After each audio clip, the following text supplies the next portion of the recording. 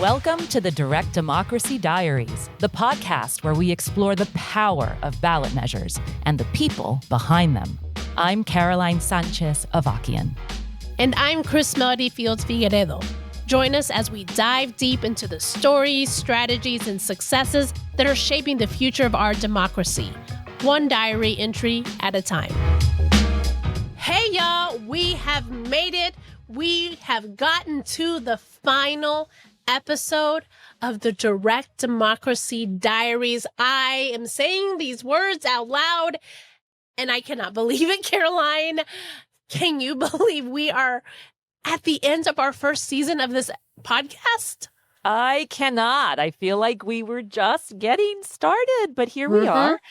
And it's probably a good thing that we feel like we're just getting started because we are, Chris. We are headed into season 2 of Direct Democracy Diaries in 2026. That's right. Whoop, whoop. As we begin planning, we want to hear from all of you out there listening to us. What are your questions? What do you want to learn more about? What's the vibe? What is it? What do you want from season 2? Let us know. Send us an email, drop a comment on the podcast. Let us know. And we have a lot to be excited about. Right, Chris? But before we move on, I want you to tell me what has been your favorite moment or moments from this season. How dare you ask me that question? They're all my favorites.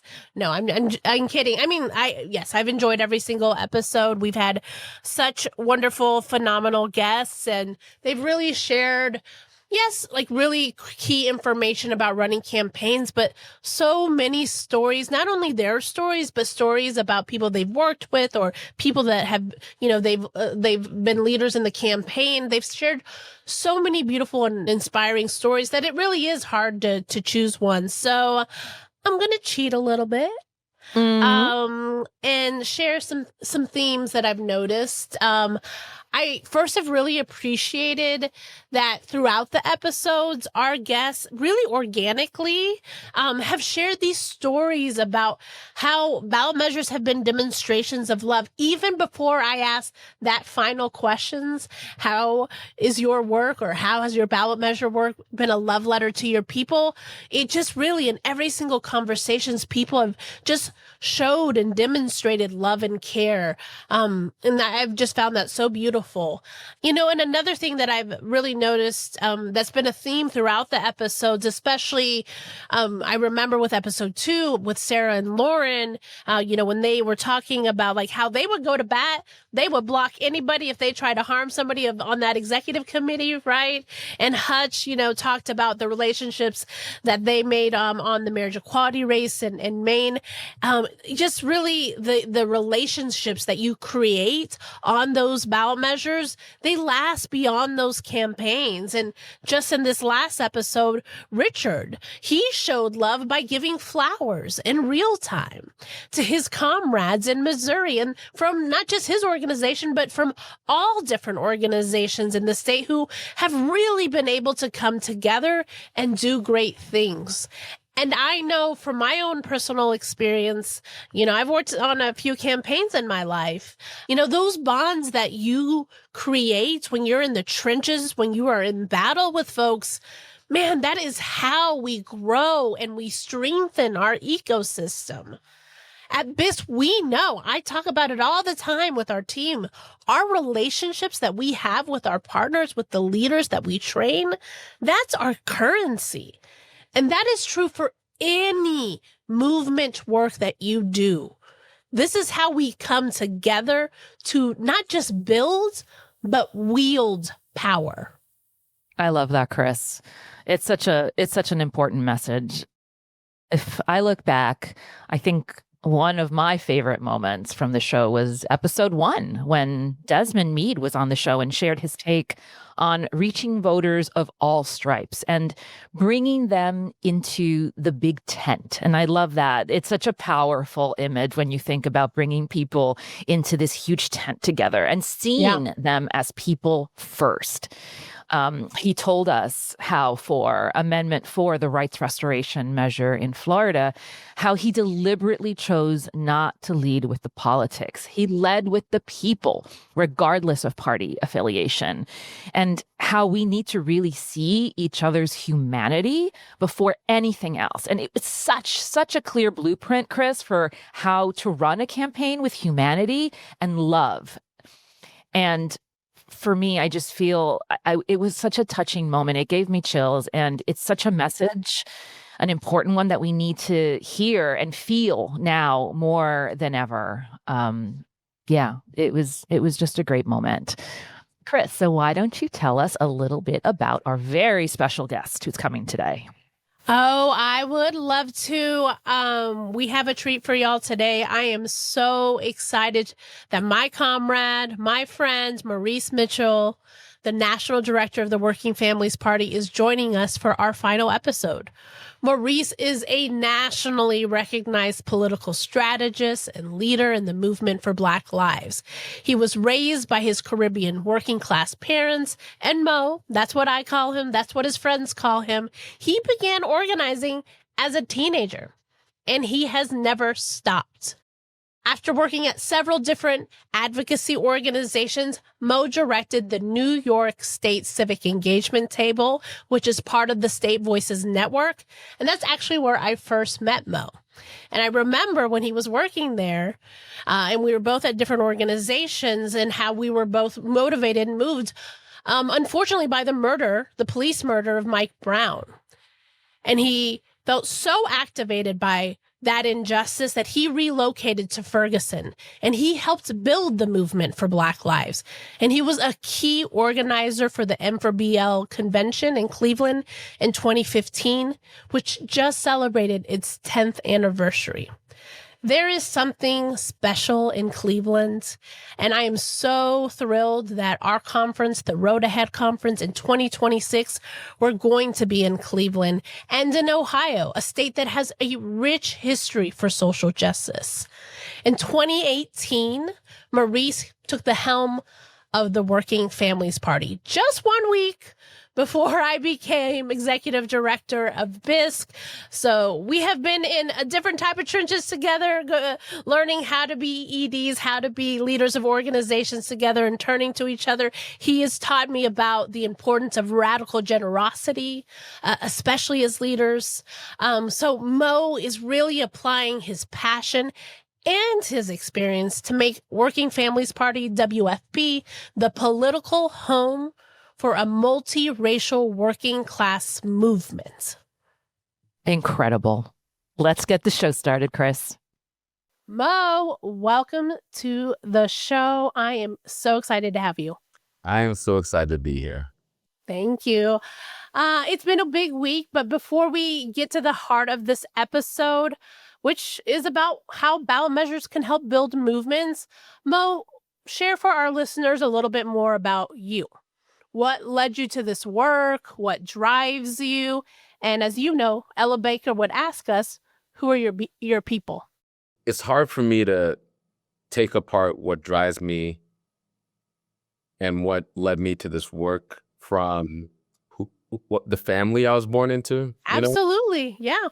And my grandmother, she came here as an immigrant. She was born in a island nation that actually is in the news right now. It's right off the coast of Venezuela, Trinidad. I know. I mean, my neighbor's Trinidadian. I'm like, listen, we ain't got beef here. Somebody's trying to create beef. Yeah, somebody's trying to create beef between our people. We gotta, this call is a healing the ribbed right here, right? That's right. That's right. Yes.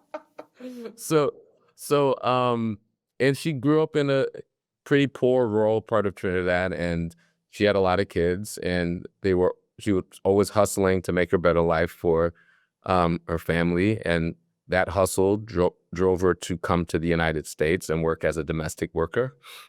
And she worked in New York, and she worked in people's homes on Long Island. And she would spend Monday through Friday residentially in people's homes. And on the weekend, she didn't have a place to stay. And it was through the generosity of another person an African-American woman, a church elder, who noticed her on a park bench, that she was able to find some safety and a soft place and home. And eventually, with her domestic worker's salary, she was able to save up, get an apartment, eventually get my grandfather to come, and eventually one of my aunties to come over, and they all lived in this one apartment, and they all were working, and eventually they were able to put down on a home. And then she was able to get everybody to come from Trinidad. It took a while. She had a lot of kids to come over from Trinidad, and they all lived in that house together. Yeah. And then eventually my parents came over and they had me. And so I was born in this very deeply connected immigrant community of aunties and uncles and cousins. And the lessons that I learned in that environment are the lessons that my grandmother lived. She was an organizer, very much so, because once she got a foothold here, she was like the way station for anybody who came from the Caribbean. It needed a place to stay, needed work. She would connect new arrivals to work, so she knew all the employers. And so this idea of whatever you have, you give. That's right. And then also this idea that like family is, of course, the people who are blood relatives, but also the people that you choose, right? And that just made a lot of sense to me growing up. And those values are still the values that animate me. And I think it's the reason why I'm an organizer. It's the reason why I want to change society. It's the reason why I believe in the bigger we. I've already seen how the bigger we makes sense and works for everyday working people and allows us to solve hard problems, and how you feel more connected when you're part of a collective, how you feel more powerful when you're doing things together. And that just brought me that wanting to be in that feeling, I think. And also having parents that have a different perspective or have an outsider perspective as people who are immigrants, but also have the shared experience of being Black that African Americans as well as immigrants like my parents experience. So I also have this identity that is both, I was born in this country, but my parents are immigrants. So I'm both of this country, I'm both of the Black experience in this country, and I feel a debt of gratitude to the rich history of the Black struggle in this country. And I have a perspective that also is from outside. I kind of use that as a strategist to be both inside and outside at the same time. I live that being inside and outside at the same time, right? And understanding the value of being inside and outside. That's actually a strength. It's, it could feel awkward because like I go back, like my parents have always taken me to Trinidad where my mom's from and Grenada where my dad's from. And when I'm there, there's ways that I feel more at home because it's like, oh, people are doing things that I thought only happened in my household. It's like my household, the entire country. There's a country that's based on the things that I thought were only real growing up in my household, right? And so there's ways that I just feel more comfortable, but then I'm also very aware when I'm in Trinidad or Grenada that I'm a Yankee, right? And then like when I'm here in the United States, there's ways that I feel deeply at home because this is the country that I grew up in. But then there's also ways that I could feel a little othered, and like that could feel awkward, but that could also be a superpower, right? And I think through like one of the things that strategy is about looking at things a little bit differently, maybe just like 3 degrees differently in order to find the solution. And like I've just grown up always kind of being a little bit different. I could kind of like code switch. I could code switch into like the dominant culture, the main culture, and then our particular little like Caribbean immigrant, like growing up in the suburbs of New York culture, right? And you mix all that up and it's like, oh, well, when you're strategizing, you want to be able to see things on multiple levels in order to understand the hack. And then the other thing is like growing up in a multiracial suburb, I had to learn how to interact with a lot of different type of working class people. Like the place that I grew up in was up until recently pretty solidly blue, and it was working class. And there were a lot of just different people. There were a lot of Black folks. There were a lot of white folks, white working class sort of ethnic people. There were there were immigrants that were like Asian immigrants from South Asia. There were a diversity of white people. There were there were Jewish folks, there were Irish folks, there were Italian folks, right? And there was like this kind of working class, like Democratic Party sort of ethos. A lot of those people have swung to be kind of Trumpy now, right? But that's been very helpful for the work that I do because, man, I grew up with a lot of different folks, and we all felt like we were part of the same community, even though we would fight each other over our differences. And like, if we're going to build a country that feels like a country that includes the multitudes, we need to figure out how to be okay with our differences and not try to like paper over them, but understand like, all right, we're part of the same crew, and we have a common interest. And so that's also what organizing is. So that is my long explanation of like who I am and how I show up and why I show up the way I show up.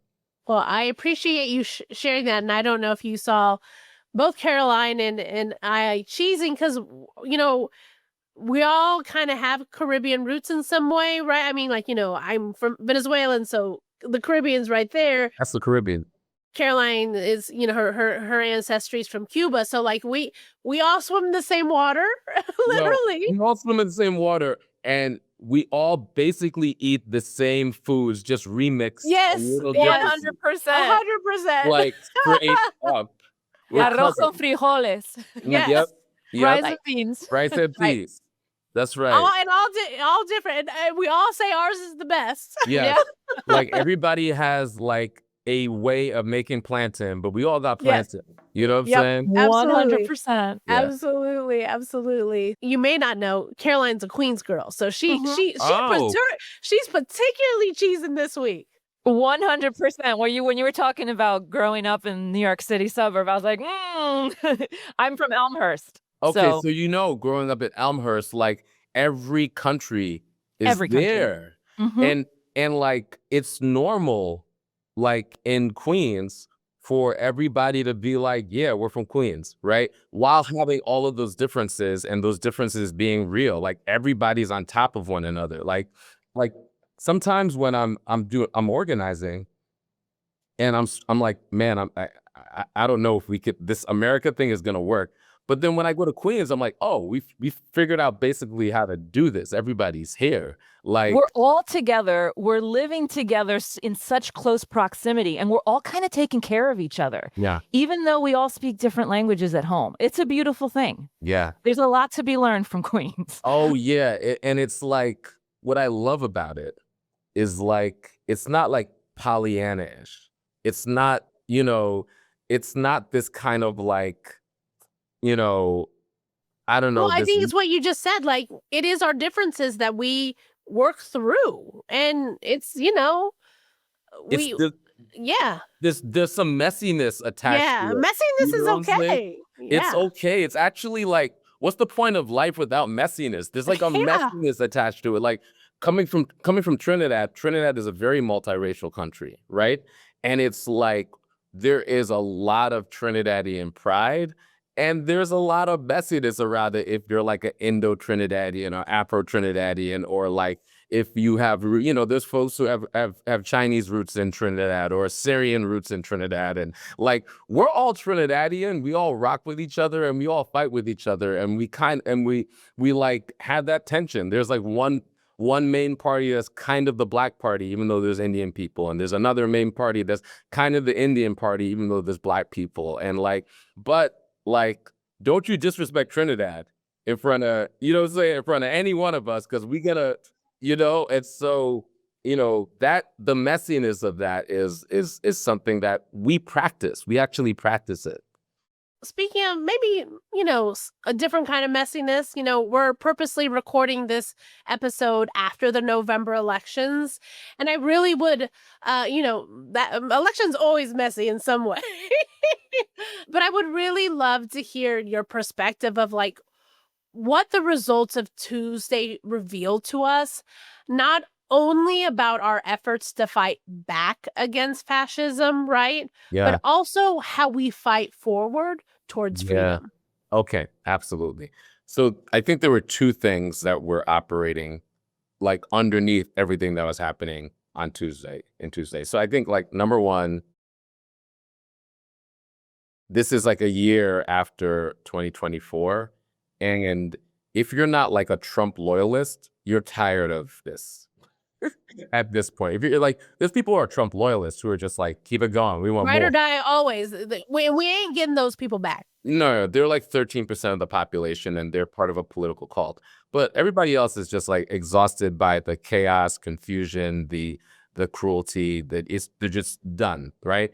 And there was a group of people who weren't Trump loyalists who were like, well, let me wait and see. Like, my groceries are expensive, like, inflation is way too high. Like, all right, maybe this guy's gonna throw a wrecking ball through the establishment and like maybe some good things might break out for me. I think at this point people are like, no, this shit is crazy, right? And the other thing is the thing that we've been saying at the Working Families Party for years, the thing that every time we're in the field, every time I knock on somebody's door, every time we do a poll, every time other people do a poll, including like the establishment inside of the Democratic Party, what is the fundamental crisis that's facing working people? It's affordability, right? That's problem 1, 2, and 3. Some people call that the economy. I think it's a crisis of dignity. If you think about it, right? Like, most people, I think, recently they said that the bottom 60%, which just means most people, are struggling to make ends meet in this country. And so working a job and doing the hard work of that job, and at the end of the week, not having enough to feed your babies, that's a crisis of dignity, right? Like living in a community for years and like doing your level best, doing everything you could do and struggling every single time at the end of the month with rent and wondering if you could stay in this community that you love. That is a crisis of dignity, of belonging that most people are feeling. And so you have that crisis of dignity, of belonging, of affordability, and you have this rebuke of Trump operating. And in the midst of that, you have these two parties, right? Which is kind of like the WP analysis. One party that is, yes, the party of Trump, and it's bad and it's wicked and it's horrible. But then this other party that it's hard for everyday people to kind of define.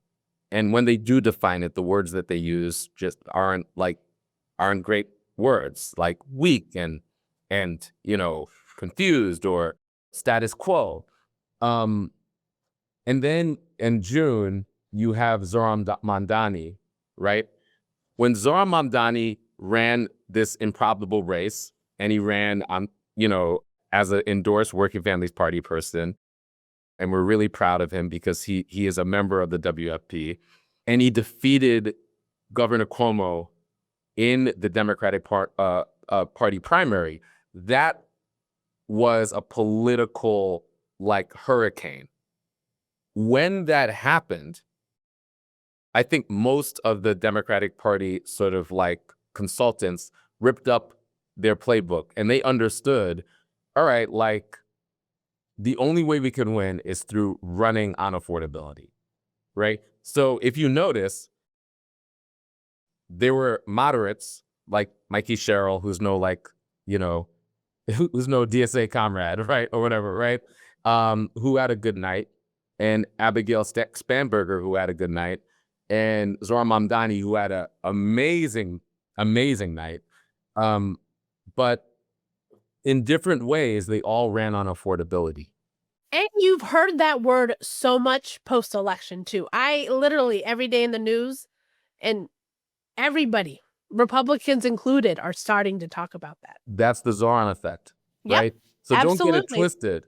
When you see Democratic elected officials that aren't from the WFP coalition, right, running on affordability, know that if Zoran had not won that race, then folks still would have been talking about, like, we need to moderate, whatever that means, right? Like, that doesn't really help me. I'm unsure what that means concretely. We need to moderate, or we need to demonstrate our moderation by making all these declarations against trans people or against immigrants, or against, like, that's how we win, right? I don't hear those people anymore, right? No. And so that's why the Working Families Party exists, because we're part of, like, this awkward united front with all these people, some of which we disagree with, against fascists. And the united front, we agree we need to defeat fascists, but we disagree on how we defeat fascism.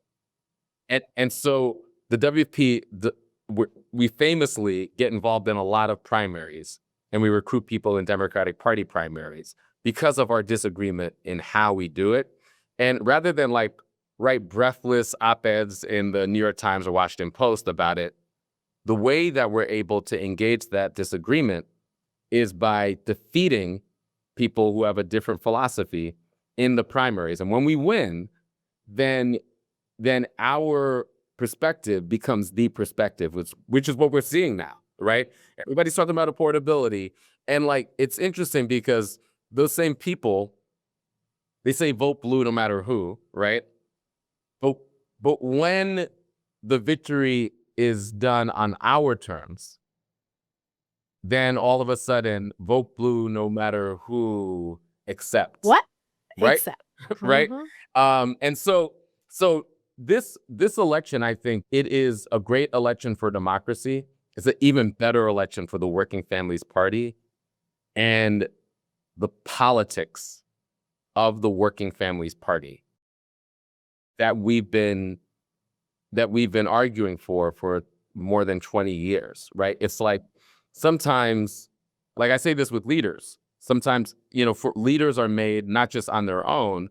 A leader meets a certain time, place, and condition, and then they either rise to the occasion or not, like Zoran rose to the occasion. And I also think that's true for ideas and institutions. And I think, this is a moment for the idea that Working Families Party has been arguing for, and the institution that is the Working Families Party. And we've met the time, place, and condition for this institution to truly mature into the third space in American politics that it's been designed to be. Mo, talking about the issues like affordability that people really care about, right? How does a political party like the Working Families Party that works at the state and the local level engage with ballot measures? Yeah, I mean, I think a good example is just recently, right? So we were involved very deeply with Prop 50, right? And it's interesting because Prop 50 on its face isn't about affordability, but it totally is about affordability. Right? And people got that. People understood what it was about. That's why we won, right? Because we didn't like run on the procedural nature of what it was about. We won on the fact that this is a way for you to push back against Trumpism and for you to have a potential at being free in this country and protecting your family and having an affordable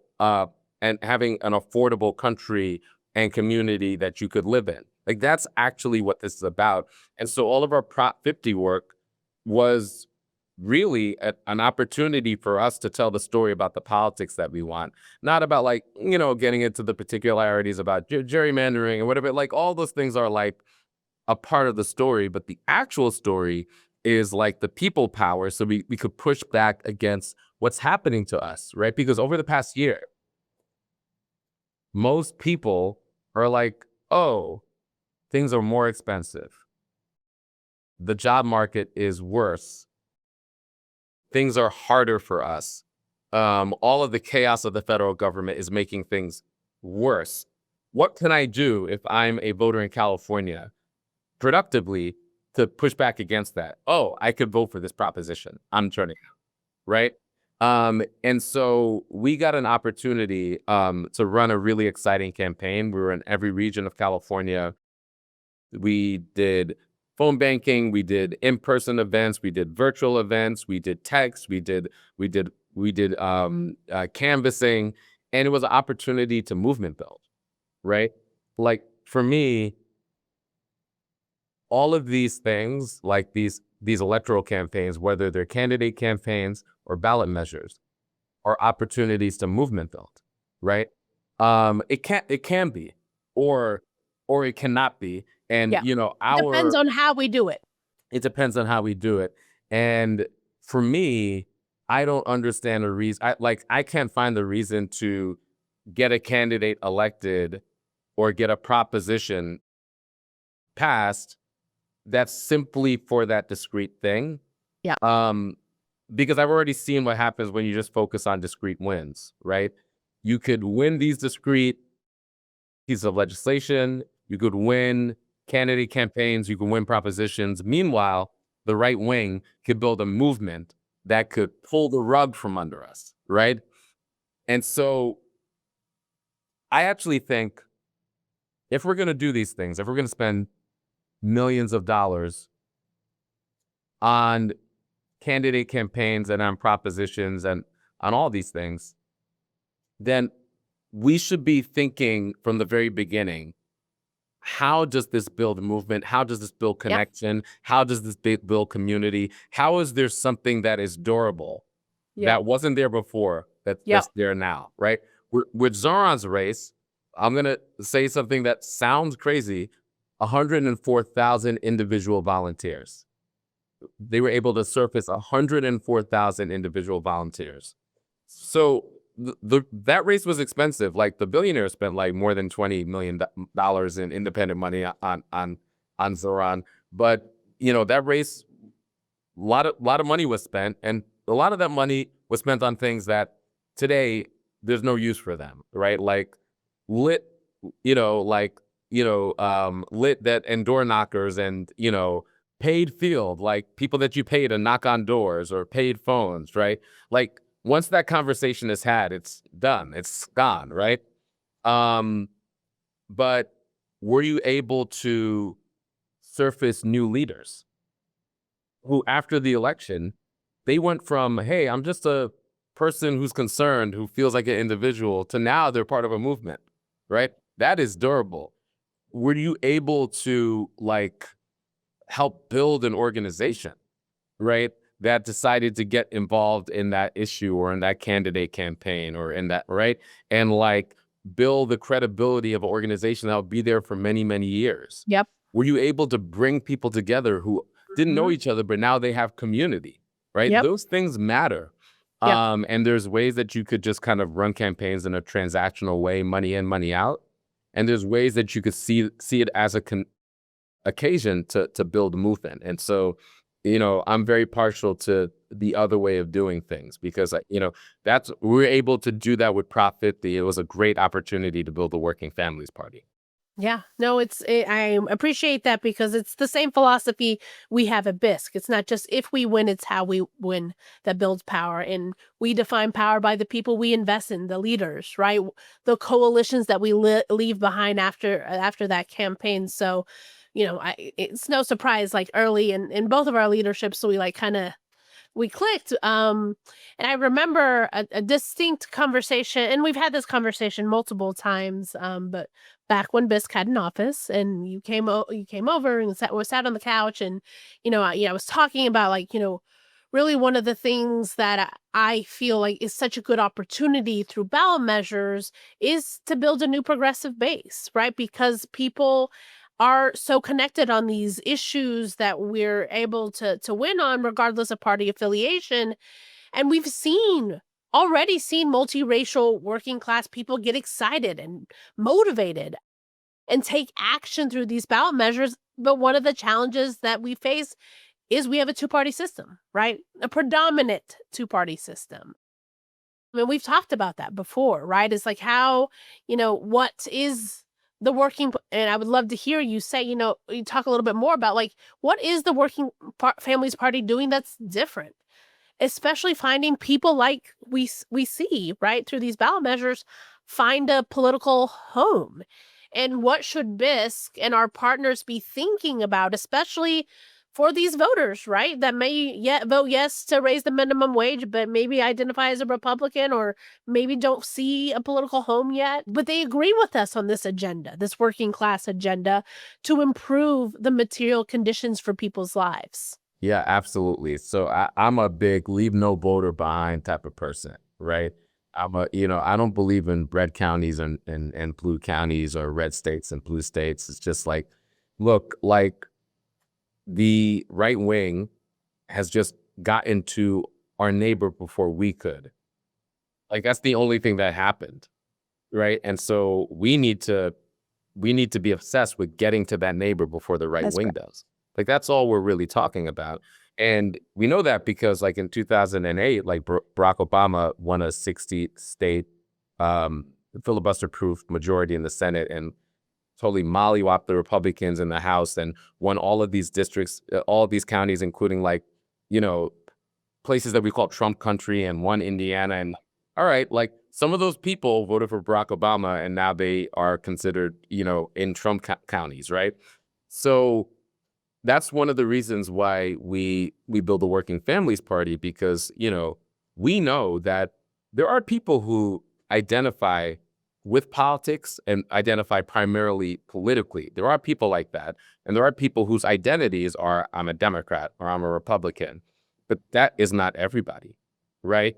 And then there's people who have like deep, deep loyalty to that brand. And there's people who just are like, I grew up in a household where that's what we did. And, and then there's a lot of folks who, and this surprises people, especially people who nerd out on politics like we do, but there's people who just live lives that are like not in any of this, right? Or not part of all this. Like where like you're knocking on doors during GOTV and they're like, oh, there's an election going on? Who's running? Yeah, right? Like, yeah, that's a whole group of people who live complicated lives and like are not focusing on politics the way we are. And I say that to say, when the Democratic Party's brand is like 18% or 20%, which basically means that like most people have rejected it at this point, including people who identify as Democrats. That's what those numbers suggest. And if we're interested in defeating fascism and building majorities or supermajorities, we can't do that narrowly, sort of only from the prism of the Democratic Party and its brand. Like it's just not going to work. We need people who don't like the Democratic Party and couldn't imagine voting for a Democrat to be in our movement. We need people who don't see things politically or see things ideologically to be in our movement. And one of the things that we've proven is that the Working Families Party as a brand is able to reach people that otherwise the Democratic Party and people attached to the Democratic Party would not be able to reach. And that is what we bring to the table of the broader United Front Against Fascism, right? We have the credibility and a brand outside of the two parties that allows us to reach some of the 90 million people that have dropped out of politics, right? Because they're just like, look, I'm fed up with all of this. And for good reason, right? And so I don't have to, because I come from the Working Families Party, I don't have to deal with all of the really hard brand damage of explaining why I'm not one of those Democrats, or I'm not. It's like, look, you had me at hello when you said you rejected the two-party system. Now let's talk about how we could work together to protect your family and to put more money in your pocket and to make things more affordable, right? I could have that conversation with somebody at their door immediately. And when you think about all the people that vote on our values, but don't like the Democratic Party, identify as conservative, whatever, but vote on our values, we should be in a conversation with them and we should believe that we could win them over. And the Democratic Party brand makes it a lot harder to win that person over. And so we need to be more expansive about the different parties and different brands and different, like, and this would be a normal conversation in most We're countries. complex people. One of the things I said after the 2024 election, when people were like, how did all these people vote for, abortion or minimum wage and then vote for Trump or Josh Hawley or you name it, right? And I was like, why are you approaching these people with condemnation? We need to be approaching these folks with curiosity versus trying to put them in a box. They're with us somewhere, right? They're with us on values. So I appreciate that Mo. It's how we build movements. It's how we build power. And ultimately, I think what we're all trying to do, right, is to wield that power for our people and our communities. Mo, staying on this topic that we're talking about right now, and knowing that ballot measures bring people to the table in ways that candidates often don't or can't, what issues is the Working Families Party seeing bubble up right now that you think resonates or can resonate with people that could be brought to the ballot and placed before voters in 2026 or beyond?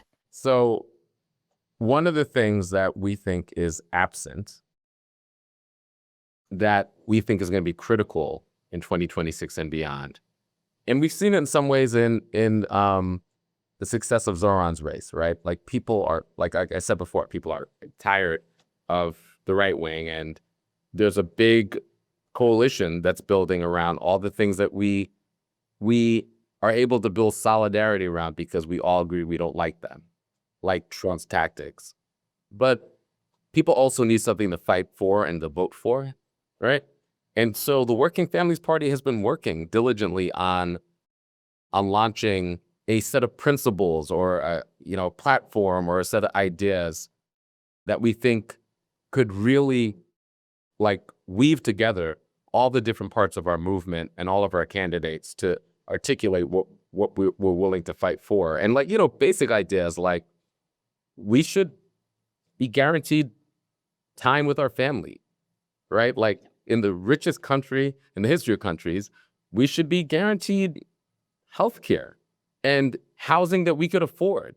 Like, this is by far there's like going to be trillionaires in the next few years, as crazy as that sounds, right? There's just some basic things that we should be fighting for every working people. People want to work, and they want dignified jobs, and they want jobs that actually provide them a wage where they can support their families. We should ensure that could happen. And those sets of values and ideas actually are really popular. They're popular with a whole set of people. Most people, one of the major things that they can't afford is housing, whether or not they're renting or they're trying to buy. And there's all sorts of things that we could do to make it easier and more affordable for them. They should demand that of elected officials and of their government. And it's a way of bringing together people who identify as independent, identify as being progressive, identify maybe being conservative, on a set of values that are deeper than the partisan, are you on the blue team or on the red team? Because what we need to do is to build this, like, supermajority of everyday people that are like, okay, like for example, most people hate corruption. And when they look at the two parties and they see, like, oh, well, these politicians are taking money from APAC and AI and crypto and the pharmaceutical lobby and the real estate lobby and the fraternal order police, and, like, wait, like, Republicans are taking money from them and Democrats are taking money from them. And, like, so, like, most people agree, like, yeah, let's get big money out of politics. Let's get it out. Like, we should be working together as regular people to get the money of oligarchs out of our politics. And again, most people think, yeah, in order to afford healthcare, in order to afford the things that we all agree we should have, in order to afford basic standards of like childcare, for example, right, which is something that Zoran ran on, we should tax the wealthy. We should tax them. That's not a radical idea. Like, this, it's, anytime you poll it, it's like majorities of people are like, yeah, they could take a little bit of a haircut. They've done really well. They could take a little bit of a haircut, the corporations and the uber wealthy, in order to fund all the things in society that make all of our lives better. And so we're going to be we're going to be like launching some more things to get that into and popularize those ideas, because we want people to actually run for something. Well, and I think though all those things are, I mean, we've already seen them win in many ways at the ballot, and people are hungry for that. I mean, just in Colorado, they voted to tax millionaires so kids could have healthy meals at their schools, right? And any of that excess money will be used to fill the void of the federal government not delivering SNAP benefits. So I'm excited about that. And, I think that's a blueprint for us, for BISC and our partners, of like, these are issues that maybe we can show momentum, right? If we actually put them before voters. So I can't wait. Stay tuned, everyone. So, all three of us come from communities that have been intentionally excluded from our democracy, not just historically, intentionally, and from a lot of decision-making tables in politics. And we are often the ones who are relied on in moments like these to, talking about that messiness, right? Pull us out of this mess that we weren't a part of. And I know you and I both believe this status quo is never has and never will serve us. So, I mean, you've talked about this a little bit, but I'd love, to explore more, like, how else can we engage with an electorate in different types of ways, right? Not the traditional ways, but maybe there's new ways that actually is going to move us forward to that dignity, to that thriving future that you've talked about. Another thing that kind of has created the cynicism that people feel is like when they experience the two major parties, the Republicans or Democrats, what they tend to experience are breathless text messages, right? Asking for money. A random person they don't know knocking on their door, calling them or texting them a few weeks before Election Day. And that's basically what people experience, if they experience anything at all. And so what happens is people actually don't feel like they're part of something. They don't feel this sense of connection. And one of the things that we're trying to solve at the Working Families Party is how to give people that party experience that actually feels connected, and so we're organizers, and so we think of this idea all the time of meeting working people where they're at and facing working people. And that means a lot of different things, but we're constantly like experimenting with that mandate. And it looks like things that are digital but novel, right? Where, for example, one of the leaders that works at Working Families Party and a colleague of mine, Nalini Stamp, her like innovator, brilliant. Yes, her groundbreaking work in the culture, right? Because people are often where they're at, they're often consuming culture, not necessarily consuming politics. And so, the fandom of the Real Housewives fandom is a huge, huge fan. Like my mom and my sister are watching multiple Housewives shows. And it turns out it's one of the most popular shows with working class women, right? And so if you're interested in actually communicating with working class people, it's actually not that weird to be engaging on the terrain of the Real Housewives, right? So we have a whole program that's just designed to do that. And then from that work, we've developed programs with different fandoms that Nalini and her team have been experimenting with like romantasy fandoms and, on and on and on, right? And WNBA, right? And so there's countless communities that we could be building relationships with because they're already organized. Yep. They're not waiting for us. We need to go where they're at to be in conversation with them, right? So that's some work that we do. And that work happens online and offline, right? Like, during WNBA season, like the WNBA organizers at WFP are actually organizing game night parties and all these other things and mixing it with text banking and like mixing it with conversations around making sure that WNBA players actually, as workers, get get compensated well, which is a struggle that they're facing, right? So there's that work. There's the work that we do just communicating, right? So we do a lot of because like so many people, where are they at? They're on their phones engaging with social media, right? They're not listening to traditional media.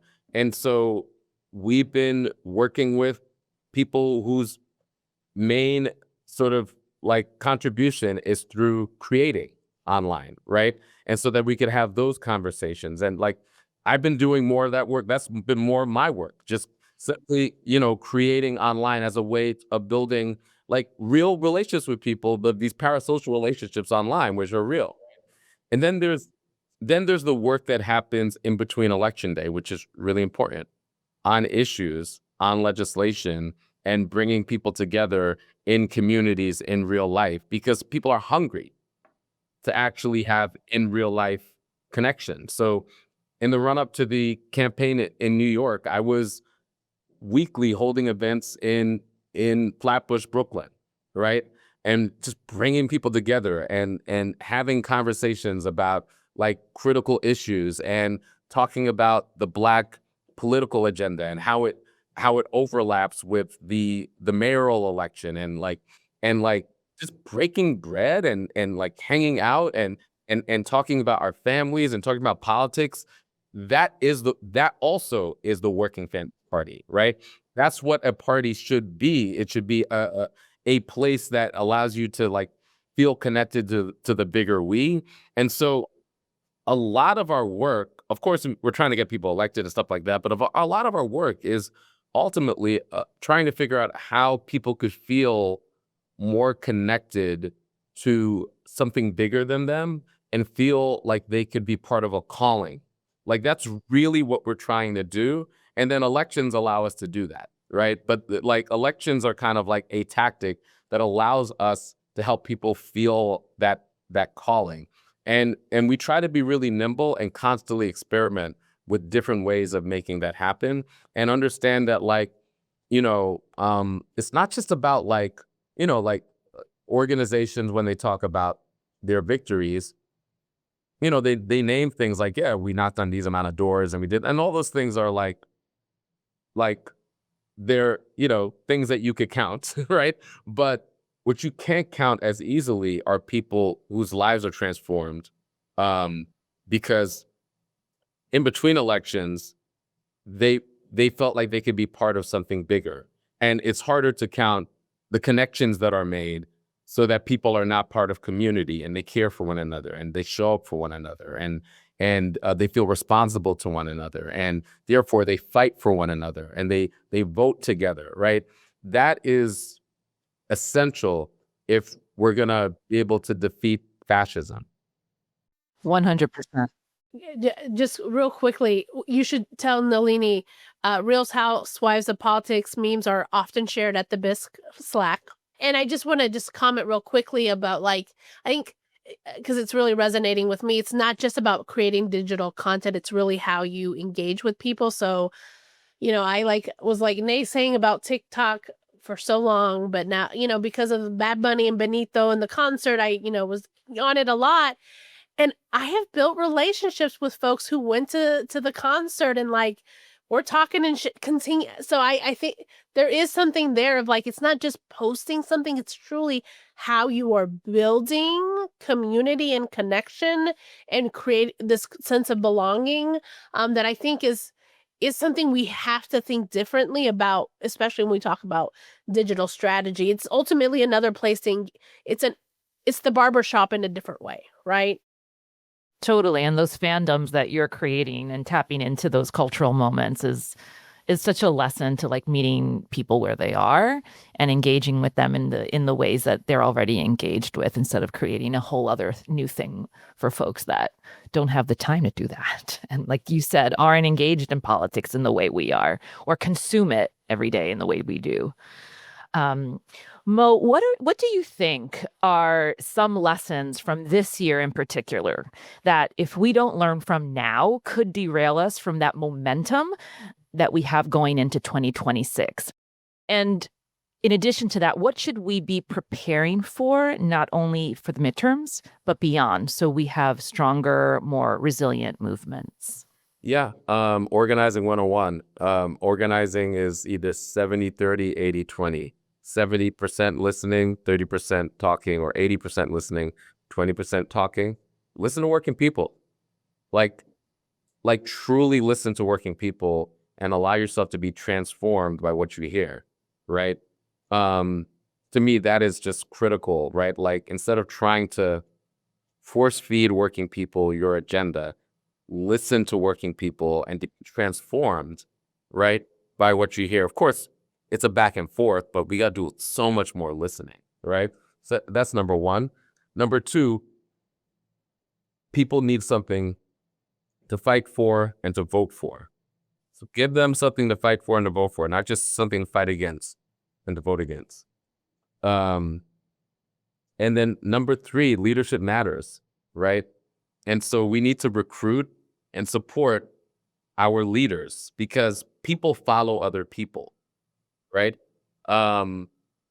People don't necessarily follow ideas. People follow other people into ideas. People don't necessarily follow organizations. People follow other people into organizations, right?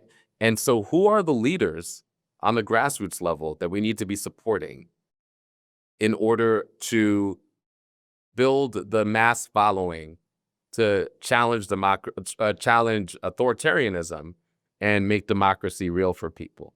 I just think that those are all lessons that we could learn from this year and bring into next year. And, you know, the last thing is that most people are tired of the status quo. I can't find many people that are hungry for the status quo, that want to defend the status quo, that feel a passion to vote for the status quo. And so, you know, stand up and defend the status quo at your peril, right? This is a moment where people want results, where people are just tired of this idea that we can't have the things that we deserve, and then we should take our medicine and be happy with it, right? Like, people are tired of that. Like, and as fed up as they are with the destruction and the chaos of MAGA, I think, like, the strange thing about non-MAGA, like the people who are non-MAGA that aren't like, don't wake up every day clutching their pearls and like, I can't stand Donald Trump, is that I think there is, for some people, an appreciation and respect for the fact that Trump is wielding power and attempting to manifest his agenda. And as horrible as it is, people respect people that have a point of view, right? Because, like, at the end of the day, I don't have to agree with you, but I need to believe in you if I'm going to take chances with you. And, you know, I think one of the things that happened way too much in the Democratic Party, and still happens way too much, is that there's a lot of Democratic Party elected officials that are seeking to get people to agree with them on everything, or to, like, get the poll tested thing that has the most agreement with the most people. But then, you know, like, most people could, like, see through that and be like, oh, this sounds kind of like, you know, like you're using talking points, right? It sounds like you're saying the thing. I do agree with you, but it sounds like you're, like, purposely saying the thing that I would agree with. Tell me who you really are. And, like, as horrible as Donald Trump is, his lack of filter suggests that might really be who he is. Right? Like, what he does, if you notice, what he does is, like, he lets you into the con every now and then. You know? Like, Yeah. he's a con man, and he's kind of like, I know I'm a con man, but that's kind of the shtick, and, like, we're all in it together, right? There's a strange way where, like, that reads more authentic than the controlled Democratic Party operative saying all the things, you doing this thing. What is this thing? Normal people don't do this. This thing, right? What is that? I believe Where did in that come the from? best of I think it's like your pointer. It's your Yeah. like your laser pointer or something. I laser don't know. pointer, the thumb pointer thing. Like normal people don't do this, by the way. They don't. They really Right? don't. Yeah, there's just something really off-putting about all that shit, and everybody's tired of it. You know, people are just tired of it. And so just like, look, like, you know, one of the reasons why Zoran won is because he won his race. He ran his campaign. And I think people need to authentically run their campaigns that are authentic to them as their people, their communities, because you could win that race, but you can't win somebody else's race. So don't look at Zoran's race and be like, oh, maybe I should do the Zoran thing. No, Yeah. you got to do the thing that's real for you. And people are going to feel that. We could pick up on what's bullshit and what's real. And like people are just tired of the bullshit. People are like, I don't want to hear about this fake shit. Like the world is like collapsing around me. Like I'm working harder than I ever had to. Like I'm going from childcare to my second shift. I don't got time for the bullshit. Like, can you help make my life better, more affordable? Can you work with me in order for me and my family and my community to be more safe? All right, maybe I'll listen to you. And so that's the terrain in which we need to engage working people. That's so true, Mo. And I really want to go back for a minute to what you said about how people follow other people. They don't follow movements. So like, how are we creating more leaders so that we're actually building that movement together? Because you're right. It's like when you talk about when people donate to organizations, they start by donating to their friend who asks you to donate to their organization, right? Because that's who you follow. So it's a similar thing. But with all this advice that you've been sharing and wisdom today, what is the one piece of advice, Mo, that you'd give to someone just beginning their career in advocacy or in politics? And on the flip side of that, what is something important for more seasoned folks to be open to? So one piece of advice I would have for somebody new coming into this movement is find something hard to do. Right? Like, don't seek like an easy job.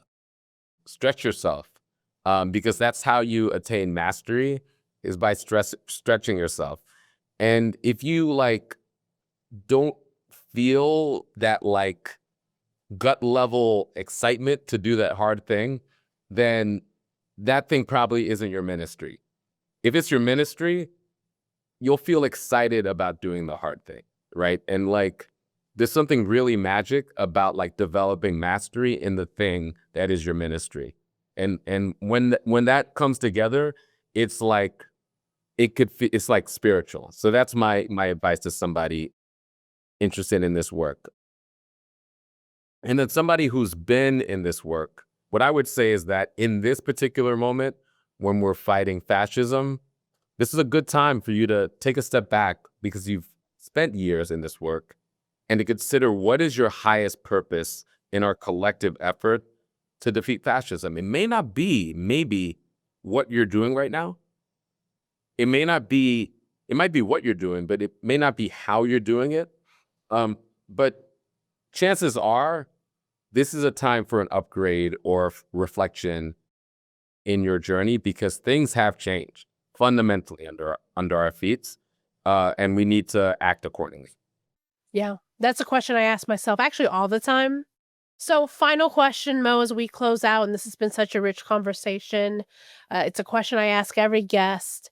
How has your work been a love letter to your people?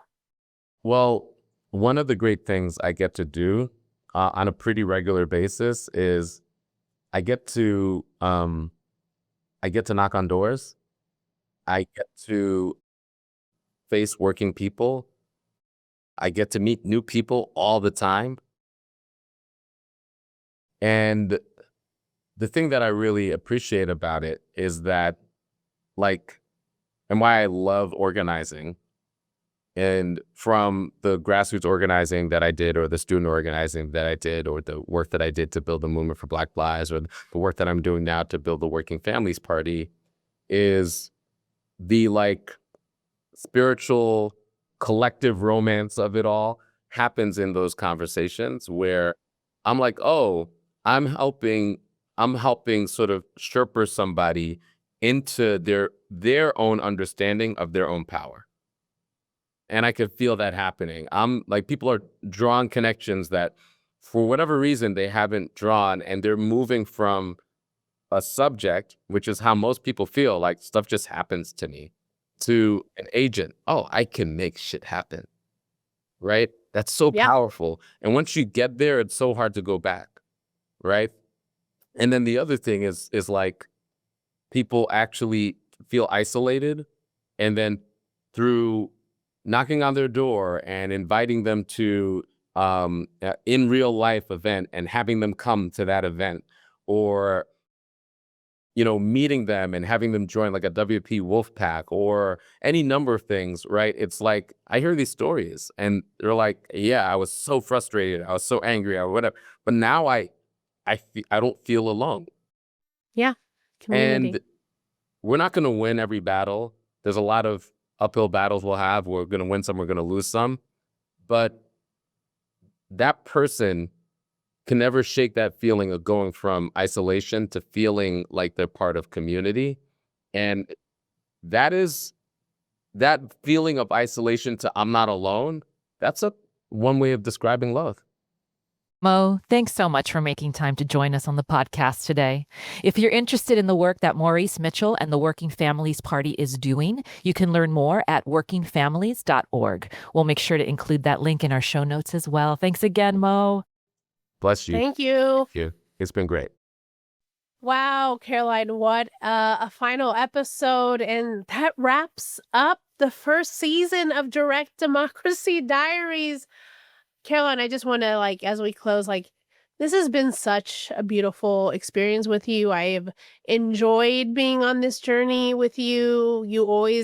We find a way to tap into my creative juices that sometimes as a leader, it's hard to find when you're trying to run an organization. So I appreciate you so much for being my partner in this. And I want to thank all the guests that we've had this season. You have taught us so much, not just the tactics and the tools that we need to win, which I'm sure people were scribbling down and taking notes, but the heart, the soul of the work that drives movements.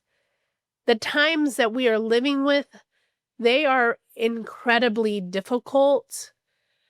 The days, they feel so incredibly dark, and it's really hard some days to find the light. But I actually have this quote in front of me that sits at my desk. I look at it every single day, not upside down. And it's a quote from the author Arundhati Roy. Another world is not only possible, she is on her way. And on a quiet day, I hear her breathing. That's beautiful, Chris.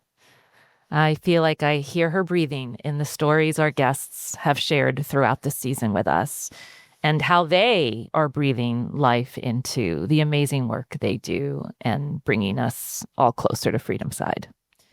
And I can't wait to be back with you and all of us here listening today next season, season 2. So thanks again, Chris. It's been an amazing journey to be on with you. And I'll catch you all in 2026. We'll all catch you all in 2026. So tune back in to season 2 coming at you very soon. Stay tuned. Bye, y'all. Bye. See you soon, Chris. See you soon. Thanks for listening to the Direct Democracy Diaries. If you enjoyed today's episode, leave us a message on our socials at Ballot Strategy and check out our website at ballot.org for more updates, insights, research, and so much more. Can't wait to see you next time. Keep fighting for change, one ballot at a time.